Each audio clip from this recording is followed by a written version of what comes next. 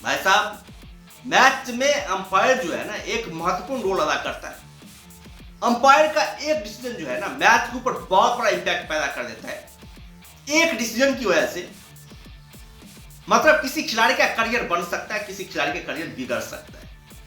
ऐसे में जब खिलाड़ियों के खिलाफ आपने रूल्स बनाए, नियम बनाए, अंपायर के खिलाफ भी कोई न कोई रूल नियम होना चाहिए यदि वो गलत डिसीजन लेता है तो।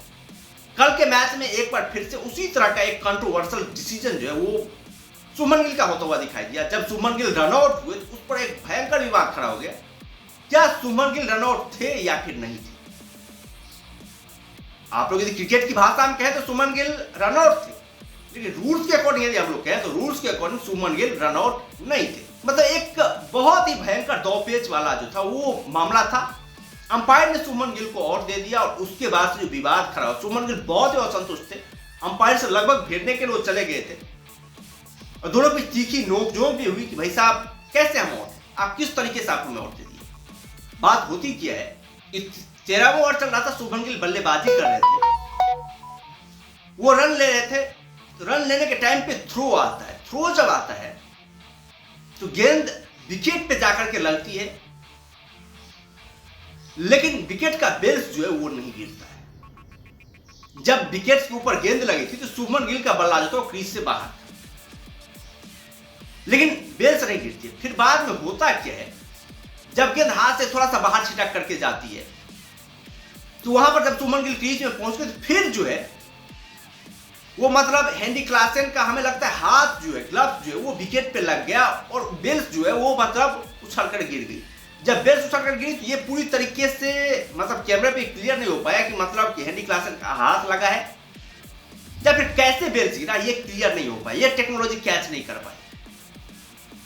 हाथ उनका बहुत ज्यादा जो था वो स्टंप के करीब था, जिससे ये दिखाई दे रहा है कि मतलब उनके हाथ से जो है वो मतलब बेल्स गिरा है। और क्रिकेट में ये रूल है कि जब तक बेल्स ना गिरे तब तक जो है आप आउट नहीं दे सकते। यदि हम लोग क्रिकेट के अकॉर्डिंग देखें तो सुमन जब गेंद विकेट पे जरूर लगी थी जब सुमन गिल बाहर थे तो, लेकिन बेल्स नहीं गिरा था। और जब बेल्स गिरा था वो बेल्स गिरा था हेनरी क्लासन के हाथ से लग करके। यहीं पर था वो दो पेच फंस गया। एम्पायर ने क्रिकेट के अकॉर्डिंग जो है वो मतलब सुमन गिल को आउट दे दिया। गेंद विकेट पे लगी है, उस मेथड के अकॉर्डिंग सुमन गिल को आउट दे दिया गया, जबकि जो है ये क्रिकेट में अलाउ नहीं है। कई बार हम आप लोगों ने देखा होगा कि गेंद मतलब जोफ्रा आर्चर की भी गेंदबाजी पे हम लोगों ने देखा है कि गेंद, जबकि आप लोगों ने कई बार क्रिकेट में देखा होगा कि भाई गेंद कई बार विकेट पे लगती है और बेल्स नहीं गिरते हैं तो अंपायर उसे आउट नहीं देते। वो जमाना अलग था जब वो मतलब बेल्स जो थी वो लकड़ी की हुआ करती थी और वहां पर जो था गेंद लगता था विकेट पर तो बेल्स बहुत ही आसानी से नीचे गिर जाती थी। लेकिन अब ऐसा नहीं होता। अब ऐसे कई मामले देखे जाते हैं जब बॉल जो है वो बेल्स पे लगती है और बेल्स नहीं गिरती है, ऐसे में अंपायर उसे आउट नहीं देते हैं। तो रूल्स के अकॉर्डिंग यहां पर जो था सुमन गिल आउट नहीं थे, लेकिन क्रिकेट के अकॉर्डिंग हम लोग देखें तो गेंद विकेट पे लगती है और क्रिकेट के अकॉर्डिंग सुमन गिल आउट थे। तो यही सुमन गिल को समझ में नहीं आया कि भाई एम्पायर ने उन्हें आउट कैसे दे दिया, किस तरह से एम्पायर ने उसे आउट दे दिया। और जब वो जाते हैं तो बहुत ही ज्यादा गुस्से में दिखते हैं, एम्पायर से जाकर के भिड़ते हैं, बातें चलती है, विवादें चलती है उनकी एम्पायर के साथ। फिर बाद में जो मामला शांत हो गया। फिर बाद में सुमन गिल से जब पूछा गया मैच टाइम प्रेजेंटेशन में कि भाई एम्पायर के ऊपर आप इतना ज्यादा क्यों गुस्सा में थे। और दूसरा एक और मतलब विवाद हो गया था वो अभिषेक शर्मा के डीआरएस को लेकर के। अभिषेक शर्मा के डीआरएस को लेकर भी सुमन गिल बीच मैदान पर जो है वो अंपायर के साथ भिड़ते हुए दिखाई दिए। अंपायर के साथ थोड़ी सी बातें विवादें बढ़ गई और कुल मिलाकर के हम लोग ये कहें सुमन गिल और अंपायर के बीच जो था ना वो कल का दिन अच्छा नहीं गया। बहुत ज्यादा विवादें हुई, 2 बार विवादें उलझ गए वो सुमन गिल अंपायर के साथ।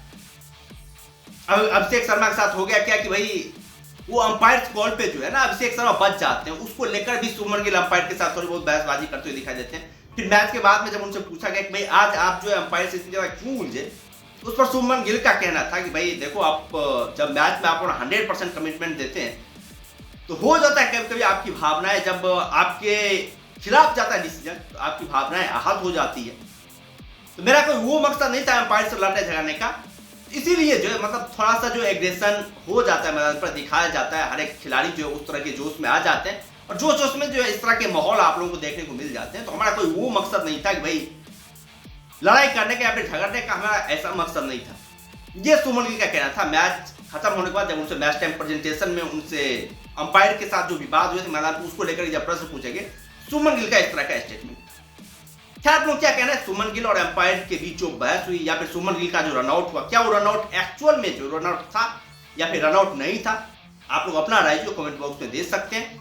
और यदि चैनल पर नहीं है तो चैनल को जरूर सब्सक्राइब कर सकते हैं, ताकि आने वाले वीडियोज की लेटेस्ट नोटिफिकेशन जो है आप लोगों तक पहुंचती रहे। बाद बाकी हम लोग फिर मिलते हैं नए वीडियो के साथ, दमदार कंटेंट के साथ, बेहतरीन कंटेंट के साथ। तब तक के लिए